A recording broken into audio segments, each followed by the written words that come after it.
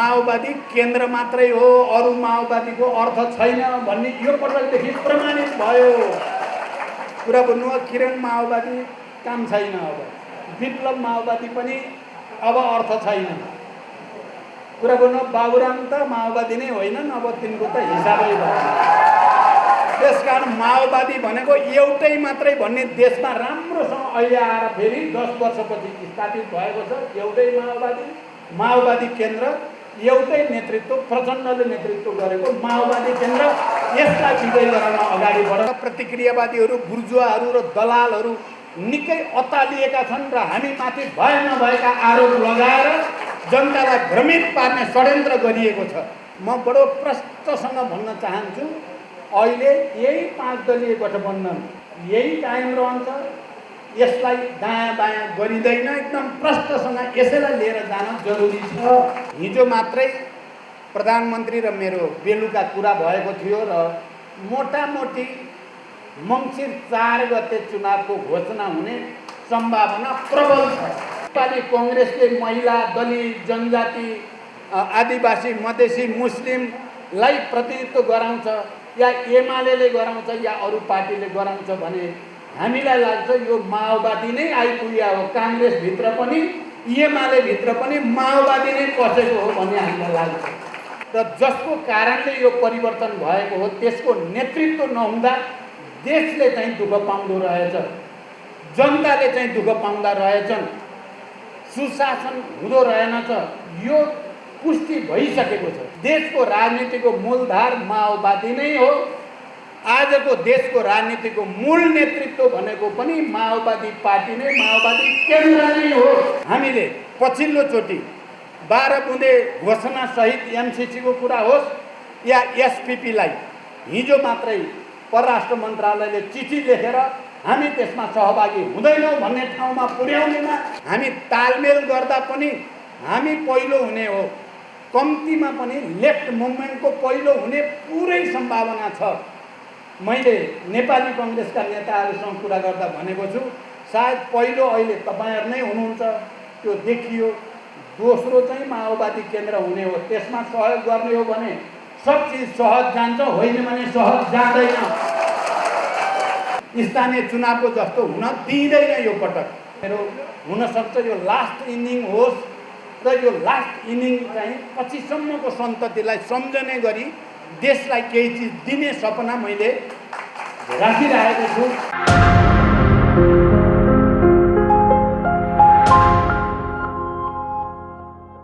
कमरेडहरू, मैले अहिले लामो व्याख्या गर्न सम्भव छैन। 2 बजे मैले केही बुद्धिजीवीहरूको एउटा विशिष्ट कार्यक्रम आयोजना गरिएको छ र मैले त्यहाँ पुग्नै पर्ने छ 2 बजे। मैले सोचेको थिएँ कार्यक्रम सायद सामान्य नै होला, केही साथीहरू जम्मा हुनुभएको होला, त्यसकारण मैले इन्चार्ज, सह इन्चार्ज कमरेडहरूलाई तपाईहरुले नै चलाउनुहोस् भनेको थिएँ। म अर्को काममा व्यस्त पनि छु, अलिकति टाउको दुखिया जस्तो पनि छ भनेर पनि भनेको थिएँ। तर उहाँले यहाँ 1000 भन्दा बढी कार्यकर्ताहरू जम्मा भइसक्नु भएको छ। तपाईँ आएर 10 मिनेट मात्रै बोलिदिनु भयो भने पनि पर्याप्त हुन्छ भन्नुभएको हुनाले पहिलो कुरा। दोस्रो कुरा, केही दिन अगाडि समन्वय समितिको केन्द्रको बैठक भएको थियो। बैठकमा म उपस्थित थिएँ। त्यहाँ समन्वय समितिको अध्यक्षले जस्तो प्रतिवेदन त्यहाँ प्रस्तुत गर्नुभयो र त्यो प्रतिवेदन प्रस्तुत गरेकोबाट र मैले विभिन्न जिल्ला र प्रदेशका रिपोर्टहरू पनि सुन्दा सम्पर्क समन्वय समितिको तर्फबाट गएको निर्वाचनको प्रक्रियामा, निर्वाचन परिचालनका सन्दर्भमा विभिन्न जिल्लामा सम्पर्क समन्वयले अत्यन्त राम्रो समन्वयकारी भूमिका मात्रै होइन, प्रत्यक्ष रूपमा जिल्लामा गएर, पालिकामा गएर सहयोग गरेको र त्यो सहयोगले कयौं जिल्लाहरूमा परिणाम ल्याउने कुरामा पनि प्रत्यक्ष प्रभाव पारेको मैले रिपोर्ट सुनेको थिएँ। र अध्यक्षले पेश गरेको प्रतिवेदनमा पनि ती कुराहरू अलिकति व्यवस्थित रूपमा राखिएको थियो र मैले त्यहाँ समितिको बैठकमा साथीहरूलाई भनेको थिएँ, तपाईँहरूलाई केन्द्रको तर्फबाट म धन्यवाद भन्न चाहन्छु, बधाई दिन चाहन्छु र आज यो विशिष्ट र भव्य प्रेसिडेन्ट भेलामा तपाईँ सबै कमरेडहरूले जुन भूमिका खेल्नुभयो, उपत्यकामा बसेर पनि देशभरिका सबै जिल्ला 74 जिल्लामा जे सहयोग गर्नुभयो, म तपाईँ सबै कमरेडहरूलाई पनि पार्टी केन्द्रीय समितिको तर्फबाट र मेरो तर्फबाट हार्दिक बधाई भन्न चाहन्छु, धन्यवाद भन्न चाहन्छु र शुभकामना पनि भन्न चाहन्छु। साँच्चै नै अन्य गैर भौगोलिक सङ्गठनहरूमध्ये तपाईँहरूको सम्पर्क समन्वय समिति र सम्पर्क समन्वय समितिमा सङ्गठित तपाईँ हजारौँ कमरेडहरूको भूमिका निकै नै प्रभावकारी यो बिचमा रह्यो। यसैमा सन्तुष्ट हुनुपर्छ भन्ने त होइन, हामीले हाम्रो भूमिकालाई अझै कसरी प्रभावकारी बनाउने। तपाईहरू उपत्यकामा विभिन्न सेक्टरमा काम गरिराख्नु भएको छ र उपत्यकामा काम गर्नुको नाताले तपाईहरूले कस्तो सन्देश सम्प्रेषित गर्नुहुन्छ आफ्नो गाउँघर, जिल्ला, प्रदेश, क्षेत्रमा, त्यसको भूमिका र महत्त्व निकै ठुलो हुन्छ। उपत्यकामा काम गर्ने नेता कार्यकर्ताहरूको के बुझाइ छ र उनीहरूले आफ्नो गाउँघरमा या जिल्लाहरूमा के सुझाव र सल्लाह दिन्छन् भन्ने कुराको महत्त्व निकै नै ठुलो छ। त्यसकारण अब छिटै प्रदेश र सङ्घको निर्वाचन हुँदैछ। तपाईँ हामी सबैलाई थाहा छ, आउने मङ्सिरको पहिलो हप्तामा, हिजो मात्रै प्रधानमन्त्री र मेरो बेलुका कुरा भएको थियो र मोटामोटी मङ्सिर 4 गते चुनावको घोषणा हुने सम्भावना प्रबल छ। त्यसकारण अब प्रदेश र सङ्घको निर्वाचन अझै बढी देशको राजनीतिलाई, देशको नीति निर्माणलाई, देशको आर्थिक सामाजिक विकासको प्रक्रियालाई निर्णायक ढङ्गले निर्देशित गर्ने थलोको निर्वाचन हुँदैछ। त्यसकारण हजारौँको सङ्ख्यामा उपत्यकामा रहेर काम गर्ने तपाईँ कमरेडहरूले यो केन्द्रीय रूपमा, राष्ट्रिय रूपमा देशलाई कता लैजाने, विकास, समृद्धि र समाजवादको यात्रालाई कसरी अगाडि बढाउने भन्ने विषयमा तपाईहरूले गर्ने छलफल, बहस, तपाईहरूले खेल्ने भूमिकाले देशैभरि प्रत्यक्ष प्रभाव पर्नेछ।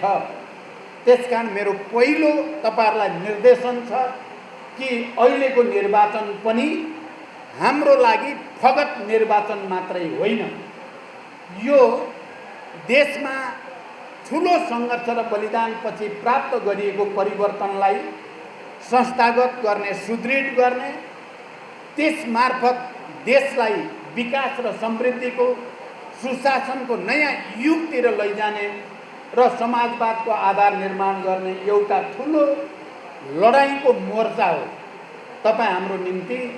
यो मोर्चा किनकि सङ्घीय लोकतान्त्रिक गणतन्त्र स्थापना गर्नको निम्ति, समावेशी समानुपातिक प्रतिनिधित्व प्रणाली स्थापित गर्नको निम्ति र सबै क्षेत्रमा समानुपातिक विकासको आधार निर्माण गर्नको निम्ति हामीले जे भूमिका खेलेको हो, त्यसलाई विगतमा कहीँ न कहीँ त्यसमाथि प्रहार भए, त्यसलाई उल्ट्याउने षड्यन्त्रहरू भए।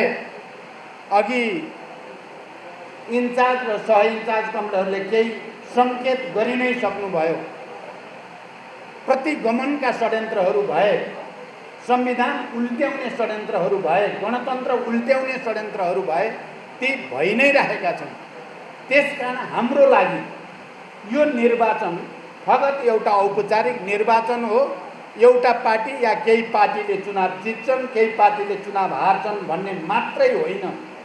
हाम्रो लागि हजारौँ शहीदहरू, हजारौँ बेपत्ता योद्धाहरू, हजारौँ घाइते अपाङ्गहरू, लाखौँ करोडौँ जनताको रगत पसिनाबाट प्राप्त भएको उपलब्धिको रक्षा गर्ने र त्यहाँ टेकेर देशलाई आर्थिक समृद्धि हुँदै समाजवादतिर लैजाने यात्रा, त्यो यात्राको निरन्तरता हुने या नहुने भन्ने एउटा जीवन मरणको प्रश्न हो हाम्रो लागि, हामी माओवादीहरूको लागि।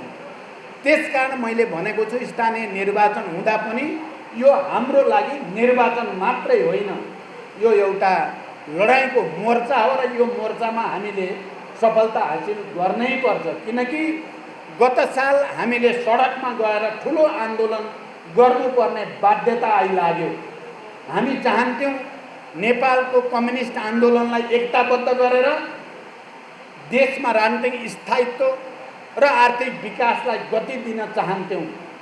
तर दुर्भाग्य भनौँ या विडम्बना, कम्युनिस्ट आन्दोलनभित्र घुसेका प्रतिक्रियावादीका दलालहरूले हाम्रो त्यो सपनालाई चकनाचुर पार्ने षड्यन्त्र गरेर प्रतिगमनतिर चाहिँ त्यही पार्टी जुन पार्टीलाई एकताबद्ध गरेर देशमा समाजवादको आधार निर्माण गर्ने हामीले सपना देखेका थियौँ, त्यही पार्टीको नेतृत्वको सरकारले नै संविधानै उल्ट्याउने, प्रतिगमनतिर नै देशलाई लैजाने षड्यन्त्र गरेपछि हाम्रो अगाडि विद्रोहको विकल्प रहेन, हाम्रो अगाडि सङ्घर्षको विकल्प रहेन।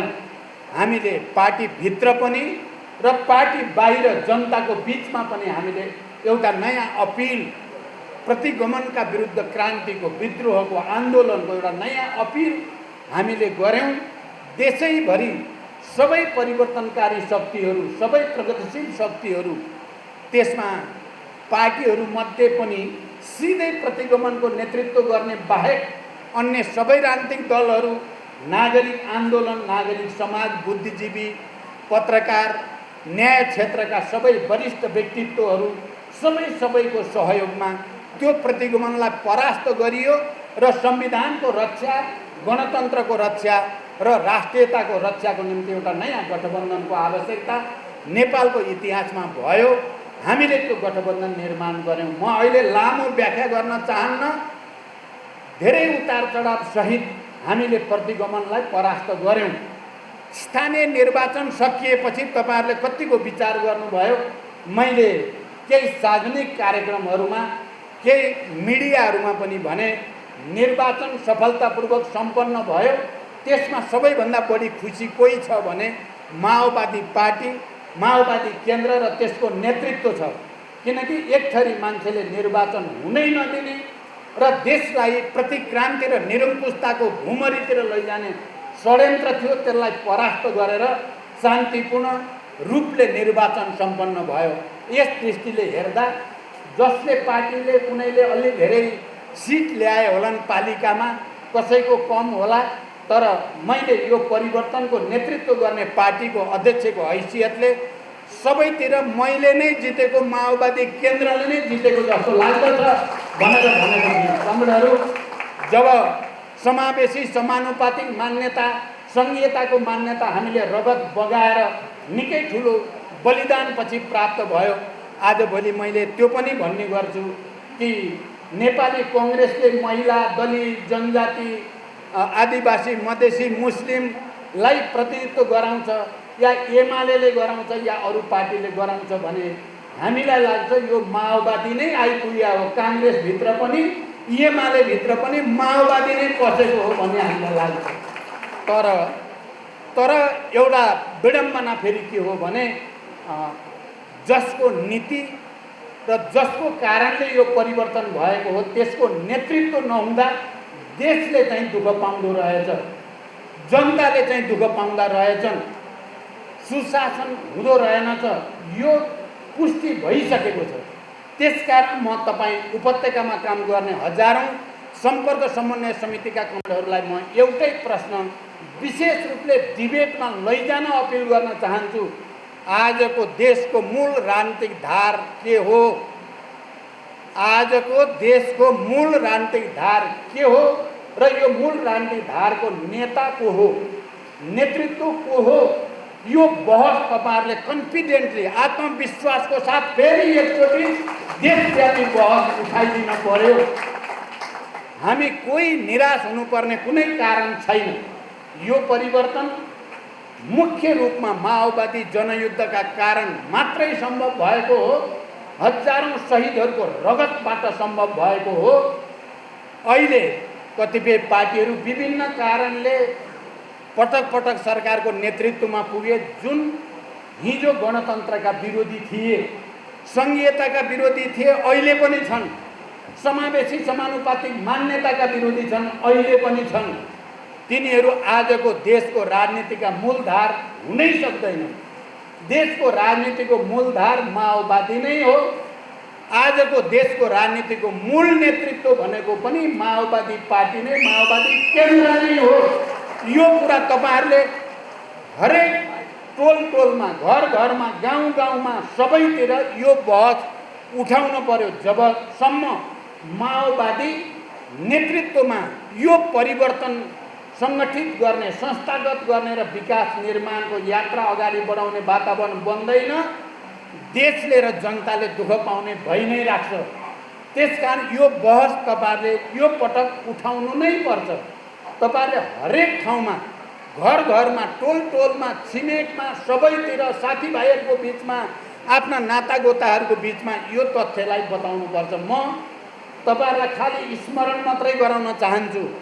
हामी सङ्घीय लोकतान्त्रिक गणतन्त्र घोषणा भइसकेपछि गणतन्त्र नेपालको सरकारको पहिलो नेतृत्व गर्ने अवसर हामीलाई प्राप्त भयो। हामी सबैलाई थाहा छ, अहिले देशमा आर्थिक विकासको जो गति या अवस्था या जो दिशा छ, त्यो हामीले खडा गरेको आधारशिलामै छ। तपाईहरुले निर्धक्कसँग भन्न सक्नुहुन्छ, मध्य पहाडी लोकमार्ग, पूर्व पश्चिम अन्य राजमार्गहरू हिमालदेखि तराईसम्म, अनि लिङ्क रोड, उत्तर दक्षिणका लिङ्क रोड बनाउने सम्पूर्ण परियोजना र दृष्टिकोण नीति कार्यक्रम माओवादी पार्टीको नेतृत्वमा पहिलो गणतन्त्रवादी सरकारबाट सुरु भएको हो। त्यो अहिले निरन्तर अगाडि बढेको छ। बडो दृढताको साथ तपाईहरुले भन्दा हुन्छ, यो माओवादीको नेतृत्वमा सुरु भएको भौतिक पूर्वाधारको विकास प्रक्रिया र दिशामा नै देश अगाडि बढ्दैछ। हामीले त्यति बेला नै इलेक्ट्रिफिकेसन, विद्युतीकरण नेपालको आर्थिक समृद्धिको अर्को आधार हो भन्ने कुरालाई हामीले 10,000 मेगावाट 10 वर्षभित्र भन्ने मान्यतासहित काम अगाडि बढाएका थियौँ। बिस्तारै बिस्तारै धेरै उतार चढाव हुँदै अहिले देश त्यतैतिर अगाडि बढ्दैछ र पहिलोचोटि नेपाल विद्युत निर्यात गर्ने देश बन्न पुगेको छ। लोड सेडिङको अन्त्य माओवादीको नेतृत्वमा मात्रै सम्भव भयो र माओवादीकै नेतृत्वमा अहिले झन्डै 400 मेगावाट हामी विदेशमा बेच्छौँ र दिनमा झन्डै 10 करोड आम्दानी चाहिँ विद्युत व्यापारबाट लिने प्रक्रियाको सुरुवात भएको छ। यो कुरा तपाईहरुले दृढताका साथ भन्न सकिन्छ। सुशासनको दृष्टिकोणले भन्नुहुन्छ भने पहिलो गणतन्त्रवादी सरकारको 9 महिने कार्यकाल, कुनै पत्र पत्रिका, यहाँ मिडियाको साथीहरू पनि हुनुहुन्छ, म तपाईहरुलाई भन्न चाहन्छु, त्यो सरकारको 9 महिनामा भ्रष्टाचार यो ठाउँमा भयो भनेर एउटा वाक्य कसैले लेख्ने ठाउँ दिइएन। सुशासनको एउटा नयाँ रिकर्ड बनाइयो। यसबाट के देखिन्छ भने विकास निर्माण र समृद्धिको सुशासनको नेतृत्व माओवादीले गर्दा मात्रै हुँदो रहेछ। यो खाली सङ्घीय लोकतान्त्रिक गणतन्त्र स्थापना भएपछिको मात्रै कुरा होइन। गत काल निकै अप्ठ्यारो स्थितिमा हामीले दोस्रो पटक सरकारको नेतृत्व गर्ने अवसर प्राप्त गर्यौँ। हामीलाई थाहा छ, त्यति बेला देशको राष्ट्रिय एकतामा नै केही चुनौती आउने हो कि भन्ने समस्या थियो।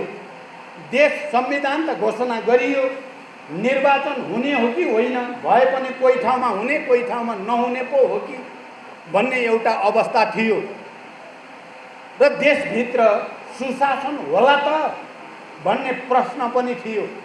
त्यस्तो निकै चुनौतीपूर्ण समयमा हामीले फेरि एकचोटि सरकारको नेतृत्व गर्ने अवसर प्राप्त गर्यौँ र हामीले दृढताको साथ भन्न सकिने कुरा के हो भने हामीले देशको अगाडि रहेका सबै चुनौतीहरूको सफलतापूर्वक सामना गर्यौँ, राष्ट्रलाई एकताबद्ध गर्यौँ, मधेस, पहाड, हिमाल सबैलाई एक ठाउँमा केन्द्रित गर्यौँ, निर्वाचन प्रक्रियालाई सहज ढङ्गले देशैभरि सम्पन्न हुने वातावरण बनायौँ, विकास निर्माणको दृष्टिकोणले 7.5% विकास दर हासिल गर्ने गरी त्यस्तै परिस्थितिमा विकासलाई पनि गति दियौँ। र म बडो गर्वको साथ तपाईँहरूको अगाडि भन्न चाहन्छु, त्यो 9-10 महिनाको कार्यकालमा पनि कसैले, कुनै मिडियाले, कसैले पनि देशमा भ्रष्टाचार भयो, व्यथिति भयो भनेर लेख्ने वातावरण रहेन। बरु निकै राम्रो सरकार चल्यो, सरकार जनतासँग जोडियो भन्ने परिस्थिति त्यति बेला बन्यो। तपाईँ कमरेडहरूले यी सबै कुराहरू र अहिले पनि जो परिस्थिति बनेको छ, यो प्रतिगमनलाई परास्त गर्ने, संविधानको रक्षा गर्ने, शान्ति प्रक्रियाका बाँकी काम पुरा गर्ने, अनि तपाईको चाहिँ मैले अघि भने जस्तै ऊर्जा क्षेत्रमा एउटा नयाँ क्रान्ति ल्याउने कामको सुरुवात गरिएको छ। भूमि सुधारको क्षेत्रमा एउटा नयाँ परिवर्तन ल्याउने पहल गरिएको छ। हामीले अर्थतन्त्रमा पनि किसानतिर फर्केको, उत्पादन वृद्धि गर्ने लक्ष्य लिएको एउटा नयाँ बजेट प्रक्रियातिर पनि हामीले देशलाई लगेका छौँ। यसबाट प्रतिक्रियावादीहरू, बुर्जुवाहरू र दलालहरू निकै अत्तालिएका छन् र हामीमाथि भए नभएका आरोप लगाएर जनतालाई भ्रमित पार्ने षड्यन्त्र गरिएको छ। तपाईँहरूलाई थाहा छ, राष्ट्रिय स्वाधीनताको विषय हामीले पछिल्लोचोटि 12 बुँदे घोषणासहित एमसिसीको कुरा होस् या एसपिपीलाई हिजो मात्रै परराष्ट्र मन्त्रालयले चिठी लेखेर हामी त्यसमा सहभागी हुँदैनौँ भन्ने ठाउँमा पुर्याउनेमा माओवादी पार्टीको नै मुख्य भूमिका छ भन्ने कुरा तपाईँहरूले गर्वको साथ र आत्मविश्वासको साथ भन्न सक्नुहुन्छ। र हामीलाई आरोपित गर्ने जो कोसिस भयो, मैले नै ल त्यस्तो आरोप प्रतिपक्षलाई लागेकै छ भने संसदीय छानबिन समिति गरेर पुष्टि गरेर देखाउनुहोस् भनेर मैले नै भनेर छानबिन समिति बनाउन लगाइयो। तपाईहरूलाई थाहा छ, हिजो छानबिन समितिले त्यस्तो कुनै त्रुटि भएको छैन भन्ने प्रतिवेदन बुझाइसकेको छ। यो परिस्थितिमा तपाईँ हामी कमरेडहरूले के भन्नु पर्यो भने, देशमा यदि साँच्चै राजनीतिक स्थायित्व, विकास र समृद्धितिर, सुशासनतिर, राष्ट्रिय स्वाधीनताको सुदृढीकरणतिर लाने हो भने यो परिवर्तनको वाहक माओवादी नै हो र माओवादीको नेतृत्वमा मात्रै सुशासन हुन सक्छ भन्ने कुरा 2 पटकको सरकारमा राम्रैसँग प्रमाणित भएको छ भन्ने कुरा जनतालाई तपाईँ हामीले राम्रोसँग बुझाउनु पर्यो र एउटा नयाँ परिस्थिति आउने निर्वाचनमा सिर्जना गर्न पर्यो। म तपाईँहरूसँग यो अपिल गम्भीर रूपले गर्दैछु। आउने 3 महिना तपाईँ हामी सबैको निम्ति एउटा निकै नै ठुलो चुनौती र अवसरको 3 महिना हुँदैछ। यो अवसरलाई तपाईँ हामीले सदुपयोग गरौँ। सबै कुरा छोडेर यो परिवर्तनको रक्षा गर्ने, यो परिवर्तन संस्थागत गर्न माओवादीको नेतृत्वमा एउटा नयाँ परिस्थिति बनाउने कुरामा हामी पुरै तागतको साथ लाग्यौँ भने हामीले हिजो जनयुद्धमा एउटा योजना बनाएर त्यो योजनालाई अभियानको रूपमा लाँदा प्रत्येक महिनामा रिभोल्युसनरी क्रान्तिकारी फड्को क्रान्तिकारी छलाङ हामीले हान्ने गरेको पार्टी हो हामी। अब 3 महिना बाँकी छ। यो 3 महिना यदि हामीले अभियानको रूपमा गयौँ भने देशको राजनीतिक रङ्गमञ्चमा, देशको राजनीतिक मानचित्रमा नै बदल्न सक्ने तागत यो पार्टीसँग छ। हामी कता कता सुस्ताए जस्तो जो यो परिवर्तन विरोधी हुन् ती चाहिँ यो परिवर्तनका मालिक जस्ता, तपाईँ हामी जो यो परिवर्तन ल्यायौँ हामी उनीहरूले देलान र खाउँला जस्ता भएका छौँ। अब त्यस्तो हुने होइन। हामी आफै यसको मालिक हुने गरी एकचोटि फेरि जोड लगाउन जरुरी छ। यो सम्भव छ। म तपाईँहरूलाई यो भन्न चाहन्छु, आजभोलि एउटा डिबेट केही मानिसहरू ल्याउन खोज्छन्, यो परिवर्तनका वाहकहरू होइन, यो परिवर्तनभन्दा बाहिरका शक्तिहरूलाई कुनै न कुनै रूपले प्रोभोक गर्ने, उत्तेजित पार्ने कसरतहरू भएका छन्। कतिपय मानिसहरूले जुनसुकै पार्टीका भए पनि नेताहरूलाई विदा गर्ने भन्छन्। म तपाईँहरूलाई एउटा विज्ञानको कुरा के भन्न चाहन्छु भने मानव समाज व्यवस्थित रूपले अगाडि बढ्छ किनकि त्यहाँ त्यो समाजलाई ह्यान्डल गर्नेमा युवाहरू हुन्छन्। युवाहरूको सक्रियता, युवाहरूको तागत, युवाहरूको गतिशीलता बिना समाज अगाडि बढ्दैन। र त्यो समाजमा प्रौढहरू पनि हुन्छन्। प्रौढ भनेको अलि अनुभवी, अलि राम्रो चाहिँ गाइड गर्न सक्ने मान्छेहरू हुन्छन्। तिनीहरूको सहभागिता र संलग्नता बिना पनि समाज सन्तुलित गतिशील र स्थिर रूपले अगाडि बढ्न सक्दैन र समाजमा वृद्धहरू पनि हुन्छन्, बाआमाहरू, हामी सबैका बाआमाहरू। हामी सबैले र समाजले वृद्धहरूलाई हामी सम्मान गर्छौँ।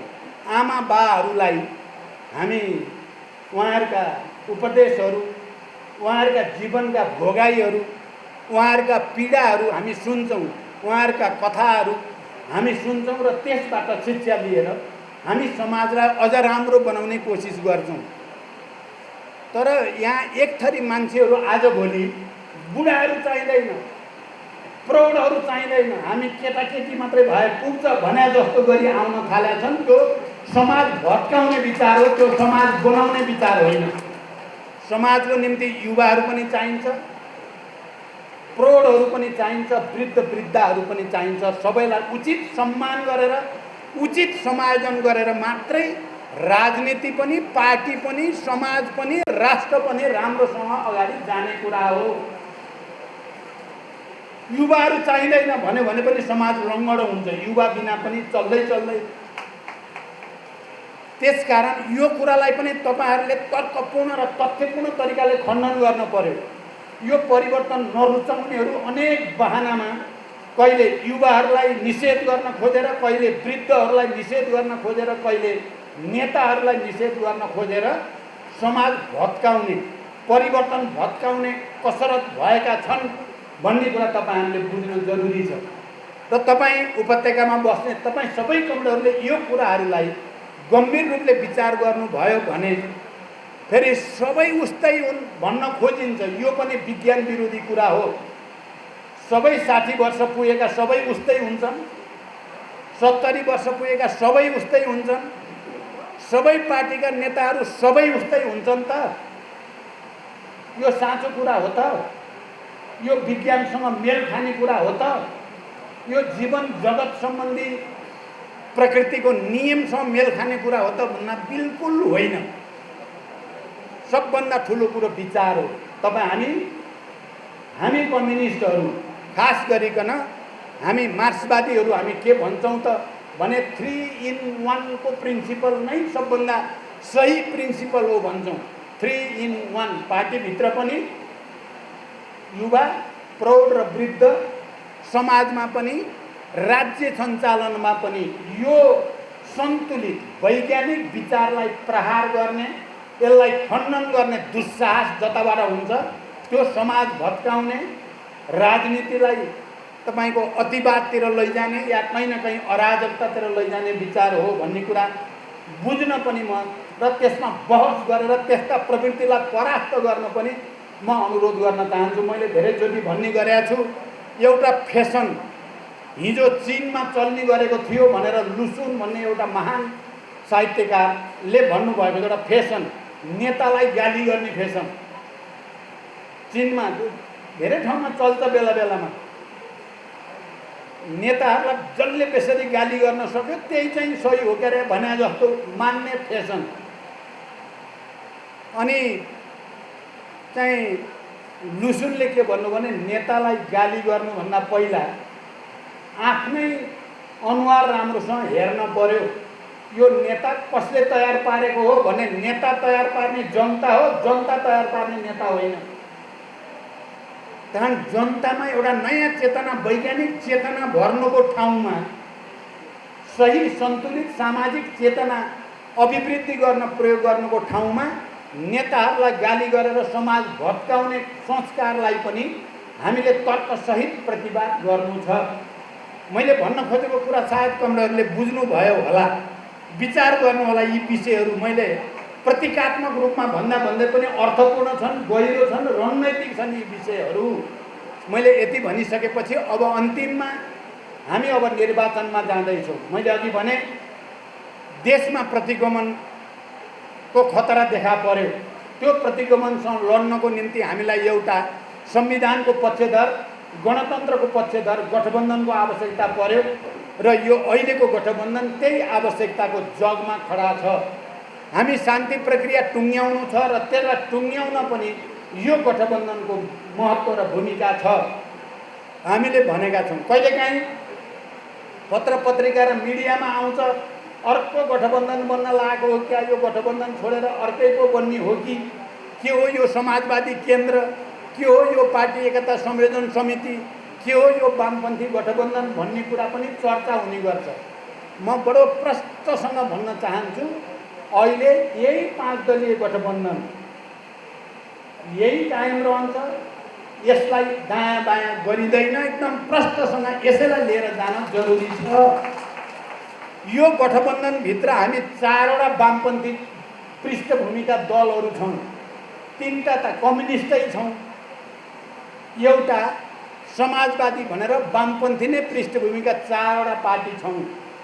त्यहाँदेखि हामी यी 4वटा र नेपाली कङ्ग्रेस गएको स्थानीय चुनावमा अलि नमिठा अनुभवहरू बढी भए, ती तिता अनुभवहरूबाट शिक्षा लिएर स्थानीय चुनावमा टिकट वितरण र तालमेल निकै जटिल थियो, किनकि त्यो हजारौँलाई टिकट दिने कुरा माथिबाट कन्ट्रोल गर्न सकिँदैन थियो, त्यो तल नै छोड्न पर्थ्यो।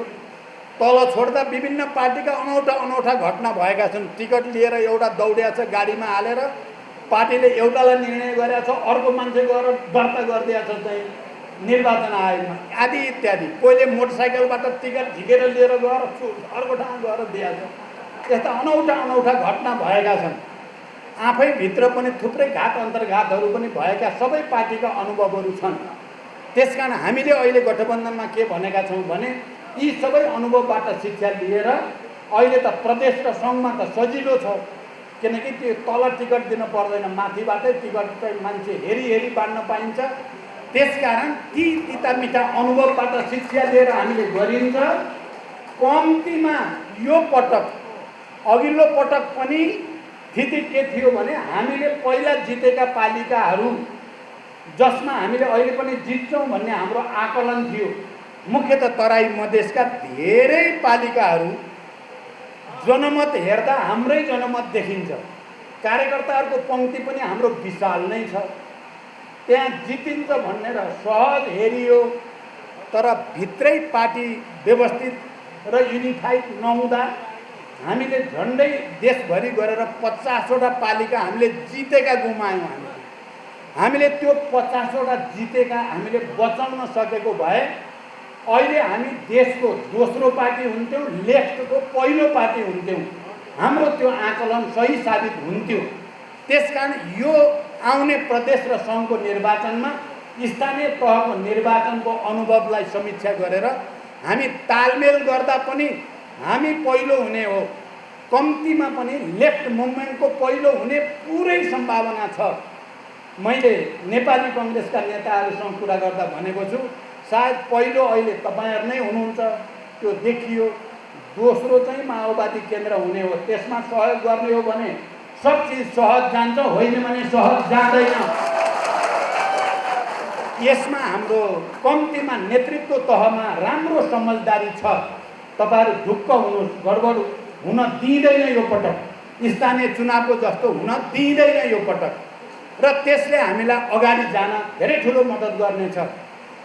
हुन त यो स्थानीय चुनावमा हामीले त मैले र केही जिम्मेवार साथीहरूले हिसाब गर्दा हामीले 175 सिट जित्छौँ भन्ने थियो हाम्रो। मैले अहिले भने जस्तो 50 सिटभन्दा बढी हाम्रो नगुमेको भए हामी झन्डै 175 को वरिपरि पुग्थ्यौँ। एमाले 160 र 70 को तल आइपुग्थ्यो र हामी दोस्रो हुने अहिले नै प्रबल सम्भावना थियो। त्यो अनुभव लिएर हामी जाँदैछौँ र हामी बन्छौँ, हामी हुनै पर्छ। हामी त्यसरी जाँदा देशको बागडोर हाम्रै हातमा आउँछ र हामीले एकचोटि देशलाई यसरी विकास, यसरी सुशासन, यसरी समृद्धि भनेर देखाउनु छ। मलाई नै भन्नुहुन्छ भने त मेरो हुनसक्छ यो लास्ट इनिङ होस् र यो लास्ट इनिङ चाहिँ पछिसम्मको सन्ततिलाई सम्झने गरी देशलाई केही चिज दिने सपना मैले राखिरहेको छु र म तपाईँ सबै बन्धुहरूलाई पनि यसको निम्ति वातावरण बनाउन अपिल गर्न चाहन्छु।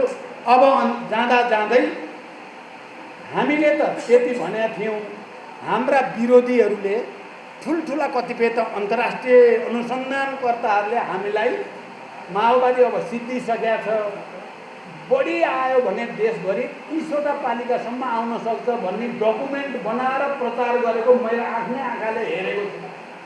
30 सिट देशभित्रका अरू बुर्जुवाहरूले हामीलाई 50 भन्दा बढी जाँदैन भन्ने तथ्य थियो, तर हामी 122 पुग्यौँ। यो 122 उनीहरूको लागि जुरो टोकाइ। बापले बाप, माओवादी त अहिले पनि शक्तिमै छ, ठुलै शक्ति रहेछ भन्ने भएको छ। हामीलाई चाहिँ एकदम 175 आउनुपर्ने कहाँ 122 मात्रै भयो भन्ने हामीलाई परेको छ फेरि। तर जे भए पनि हामी तेस्रो भए पनि हामी 30 सिट मात्रै आयो नि तेस्रो त भइन्थ्यो। 30 सिट मात्रै यदि विदेशी बुर्जुवाहरूले भने जस्तो 30 मात्रै आएको भए पनि हामी तेस्रै भइन्थ्यो। तर हामी निर्णायक तेस्रो भइँदैन थियो, हाम्रो हातमा धेरै पावर हुँदैन थियो। तर 122 भनेको पावर हो, यस्तो तेस्रो जसले निर्णायक भूमिका खेल्न सक्छ देशको राजनीतिमा। आउने प्रदेश र सङ्घमा चाहिँ हामीले योभन्दा बढी बनाएर देशको बागडोर नै आफूले सम्हाल्ने गरी जानु छ। म यही अपिल तपाईँहरूलाई गर्न चाहन्छु। र अर्को एउटा फाइदा के भयो भने यो चुनावबाट अब माओवादी भनेको माओवादी केन्द्र मात्रै हो, अरू माओवादीको अर्थ छैन भन्ने यो पटकदेखि प्रमाणित भयो। कुरा भन्नु हो, किरण माओवादी काम छैन, अब विप्लव माओवादी पनि अब अर्थ छैन। कुरा भन्नु, बाबुराम त माओवादी नै होइनन्, अब तिनको त हिसाबै भएन। त्यसकारण माओवादी भनेको एउटै मात्रै भन्ने देशमा राम्रोसँग अहिले आएर फेरि 10 वर्षपछि स्थापित भएको छ। एउटै माओवादी, माओवादी केन्द्र, एउटै नेतृत्व, प्रचण्डले नेतृत्व गरेको माओवादी केन्द्र। यसलाई विजय गराउन अगाडि बढौँ। यति भन्दै म बिदा हुन्छु। धन्यवाद। अभिवादन। लाल सलाम। सन् 18 तिर जाने घटनाहरू हुँदो रहेछन् भन्ने कुरा हाम्रो अनुभवले देखाएको छ। त्यसकारण कामरेड प्रचण्ड, तपाईँ सक्नुहुन्छ, तपाईँ सक्नुहुन्छ, नेपाली जनताले साथ दिन्छ, तपाईँले सक्नैपर्छ। एकपल्ट माओवादीको नेतृत्वमा देश कसरी हाँक्ने भन्ने कुराको योजना बनाउनुहोस्। सम्पर्क समन्वयमा भएको मात्रै होइन, 8 लाख पार्टी सदस्य मात्रै होइन, समग्र माओवादीलाई भोट हाल्ने 15-17 लाख भोटर, त्यो लडाइँमा कार्यकर्ता सरह लड्न तयार छ। त्यसको निम्ति तपाईँले पहल लिनुपर्छ र तपाईँले कमान्ड गर्नुपर्छ। हामी सक्छौँ, हामीले सक्नुपर्छ। हामीले नसके देशले हार्छ। त्यसकारण यिनै कुराहरू राख्दै अन्त्यमा फेरि कामरेड अध्यक्षको आजको कार्यक्रममा उपस्थितिको निम्ति, तपाईँ सबैको गौरवपूर्ण उपस्थितिको निम्ति, कामरेड अध्यक्षको स्वास्थ्यमा केही समस्या पर्दै पनि आउने कि नआउने भन्दै पनि उहाँ अन्त्यमा यो कार्यक्रमको महत्त्वलाई हेरेर जुन यहाँ उपस्थित हुनुभएको छ त्यसको निम्ति धन्यवाद दिँदै यो कार्यक्रम आयोजना गरेकोमा आयोजक कमिटीलाई धन्यवाद दिँदै म आफ्नो कुरा टुङ्गाउने अनुमति चाहन्छु। धन्यवाद। लाल सलाम।